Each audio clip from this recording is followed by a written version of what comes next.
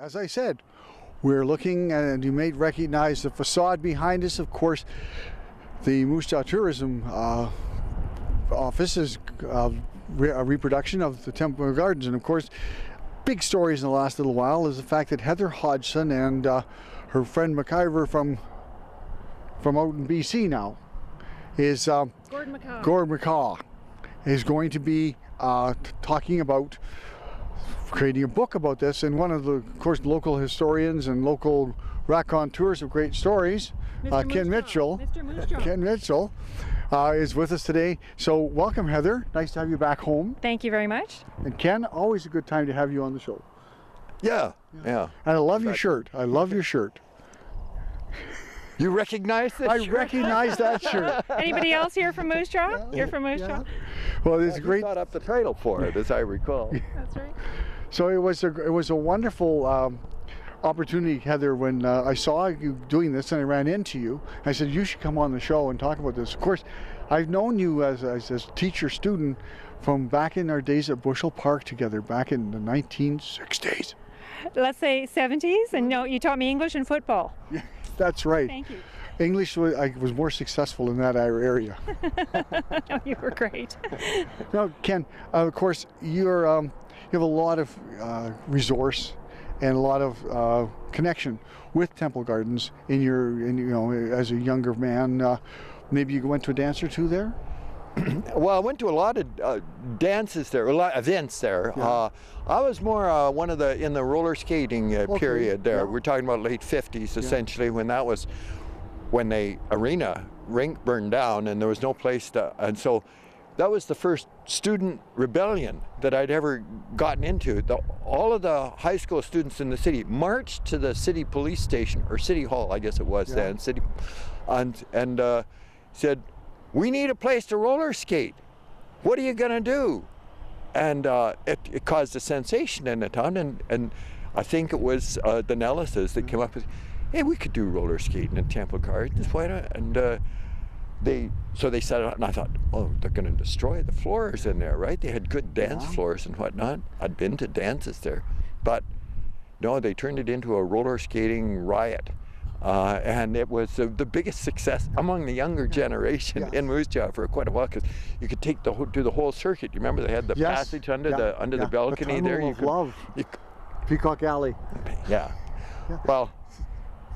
So that's my most intense memory of Temple Gardens is the roller skating that went on there, and of course there was always lots of interesting trouble that occurred there.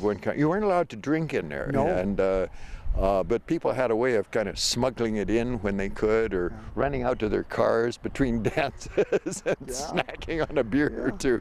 Now, Heather, let's just talk about you and Gord's thought about this. How did this come to be? Happenstance. You start talking to somebody about Moose Jaw, then you realize you're in the same age range, and I was actually good friends with Gord McCaw's younger brother, Don, and then we realized, okay, we hung out with the same crowds. Did you ever go to Temples? Oh God, we lived at Temples, so then that led to one thing. It was torn down, how devastated we were. We just started remembering things and then thought, we don't have a record of this. It's all drifting away. There's been wonderful articles, mind you, by Leith Knight, and thanks very much to her for all she's written about Temple's history.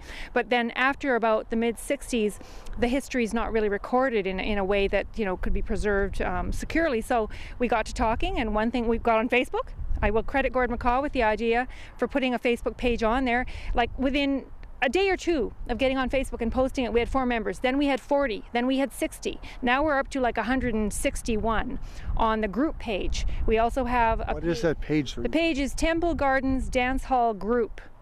Anybody can get on there and join it. Just find it, join it. Then there's a page. It's called Temple Gardens Ballroom page. We had to differentiate because that's a serious page where there's photographs of bands, memories, and that's what we're using to write the book from. And this is kind of an idea. We have a publisher as of today. Yes. Very good news. Yay! And a Moose Jaw link, it's Kato Books, which of course Ken Mitchell is a part of. I met with Nick Burton this morning, so his face is on the webpage now too. We got to get it on there to make sure they don't back out, but they won't. But the book is going to be roughly somewhere between something like this. It's an illustrated history. This is, I was just goofing around here. This is a Temple Gardens thing. There's David Hulse, practically in mourning the day that they put up the sign that it's going to come down. This is a recent sort of coffee table style book that Kato has published, showing the potential for just how beautiful this will be. Yes, but the beautiful thing about it is this thing is like full of the kinds of pictures and memorabilia that our book will have. Everything, you know, from ticket stubs, musicians. One of our people just blew away here. Yeah. So this is quite doable. The book will not exceed $50. It won't be quite this thick, but that will be a lovely, lasting, you know, legacy of the place and good coffee table book. And everybody will be in it. Everybody right now on the website will get their vignettes in there, and it'll be a real community sort of book. Wow. And you got recruited, eh? Yes, earlier on. I was barnstormed, I'd say, more than recruited. But it was she comes on very strong with her ideas, and I'd say relating the significance of the event, and it got to me, and so I said, yeah, sure, let's go. Piece of cake. Oh yeah, and there's so, as you said, there are so many stories. I'm on that page now, and I go on there, and there's always people adding and contributing to it. It's just growing. Let me tell you some tidbits here. Ken is talking about the roller skating. Well, Melanie Churko, who recently we were interviewed by the paper, was remembering that people used to dance in a circle. It was very peculiar, not like two-stepping it like you would dance in ballroom style, but just rock and rolling and moving around in a circle. And this used to apparently disorient the bands. And Don Young was one of the members of a band who said, yeah, we got kind of dizzy up there. But Ken remembered that with the roller skating, that perhaps influenced. Yeah. We figured maybe it was those crop circles out near Tuxford, you know, those farm families out there. But anyway, so that's an interesting tidbit. Then there's stories about a ghost, a girl who showed up in sort of a dress that had a bib or something to the waist, and various people saw her. Necker's Nook, the Hall of Mirrors. There's all kinds of interesting stories, you know, that took place backstage, and so we've got all those little anecdotes and things in there. And people got married there, met there, you know, so there's, you name it, it's in there. I was thinking Whipper Willie Watson was there in the 1950s as a wrestler, a Canadian champion, and you know, because it was not just dances and wedding receptions. There were political conventions held there. Fashion shows. Keep going. Oh, fashion shows, private functions, weddings, wrestling. Moose Jaw's first farmers market was in the Temple Gardens after when they closed down the dance hall too. Everything happened there. It was truly a center of the community. And imagine drawing like not 100 or 200, but weekends regularly, 800 to 1,200. That's what really I find very astonishing in a small town that turns out to be this musical mecca of Canada, drawing talent from all across Canada and the United States. Many of those bands, some of them are in your jazz book. That's the reason we brought that on here. But were launched kind of at Temple Gardens, right? Some of those musicians, they started or at least played at Temple. Well, Lenny Bro was one that I've got the story on here. He was discovered in Temple Gardens playing country music with his dad, Hal Lone Pine, and they got recruited by some jazz players down in Regina to come down and try it out at the Attic, which was open around that time too. And he moved into jazz just like that, Lenny Bro. And this is a book that was done in the Centennial of Saskatchewan in 2005. That's right. Yeah. And the Jazz Province, and it's got a lot of good stories. I heard about it just a couple of days ago. Well, it was a kind of a limited edition. It sold out pretty quickly. It was the Jazz Society that sponsored it and put it on, and as a centennial event, and it worked out really quite well. Yeah. Well, good for you. Another good investment in our community. One last thing, my generation kind of shut temples down. We were there from sort of 74 to 78, you know, of age basically. And so we have stories that differ from the roller skating and the circular dancing. We were the gator generation. All the guys in my gang, they would get down on the floor and do this sort of convulsing gator thing. And so we have a whole different experience of the music. So it's wonderful being hooked up with Ken and many of the others on the site, because we cover kind of 3 decades of distinctive styles of music and just what happened there. So it's fantastic. Well, I was thinking about, maybe Ken can remember this, but Trudy Temple, who was playing piano until in her 90s still, part of the 10 Tantalizing Toe Ticklers. Tantalizing Toe Ticklers. Yes, that was the band's name. 10 Tantalizing Toe Ticklers. Yeah, that was the band name. Yeah. And she's about this tall. But she used to walk around on the floor. She had a stick made up. There was a certain distance, and that stick was used to make sure that people were dancing the proper distance apart. And you know, it'd be neat if you could have that. Find that stick. Yeah. Yeah. Well, we've had a great time. This is just the start of something, and if you're from Moose Jaw, you have some stories to tell us about that.